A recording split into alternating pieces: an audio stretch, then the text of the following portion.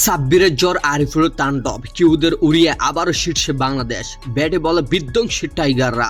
ভাবুন তো, কয়েক ওভার আগেও মনে হচ্ছিল বাংলাদেশ বড় বিপদে, কিন্তু এরপর যা ঘটল তা দেখে নিউজিল্যান্ডের খেলোয়াড়রা যেন হতবাক। এক প্রান্তে আরিফুল ইসলামের ব্যাটিং বিস্ফোরণ, অন্য প্রান্তে সাব্বির রহমানের দর্শাত্মক ফিনিশিং শেষ পর্যন্ত কিউদের সামনে দাঁড় করিয়ে দিল পাহাড় সম লক্ষ্য।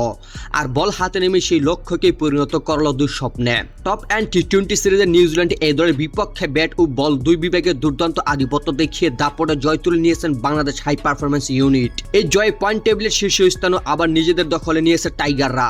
টসে জিতে বাংলাদেশকে আগে ব্যাটিংয়ে পাঠায় নিউজিল্যান্ড, তবে শুরুটা ছিল হতাশার।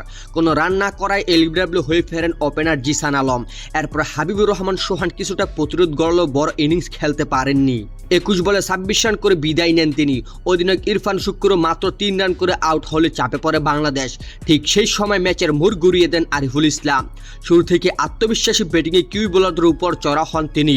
চারদিকে দৃষ্টিনন্দন শট খেলতে খেলতে মাত্র 48 বলে 71 রানের দুর্দান্ত ইনিংস খেলেন তিনি। তার ইনিংসে ছিল 7টি 4 ও 2টি বিশাল ছক্কা। তবে আসল জটটা তোলেন সাব্বির রহমান।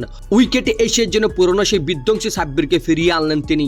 কিউ বোলারদের একের পর এক বাউন্ডারির বাইরে পাঠিয়ে মাত্র 36 বলে অপরাজিত 62 রানের বিস্ফোরণ ইনিংস খেলেন। শেষ দিকে শামীম পাটোয়ারের ছোট্ট অবদান মিলিয়ে নির্ধারিত 20 ওভারে বাংলাদেশ তোলে 181 রানের লড়াকু সংগ্রহ।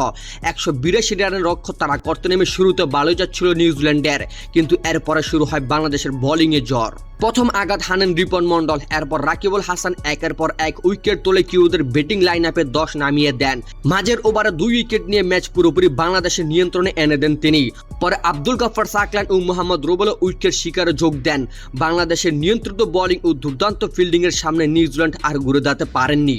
ব্যাটে সাব্বির, আরিফুল তাণ্ডব আর বলে রিপন রাকিবুলের দাপটে শেষ পর্যন্ত দারুণ এক জয় তুলে নেয় টাইগাররা। এই জয় শুধু একটি ম্যাচ জয় নয়, বরং পুরো টুর্নামেন্টে বাংলাদেশের শক্তির বার্তা। যদি এমন পারফরমেন্স ধরে রাখতে পারে তাহলে শিরোপার অন্যতম বড় দাবিদার যে বাংলাদেশ, সেটা আর বলার অপেক্ষা রাখে না।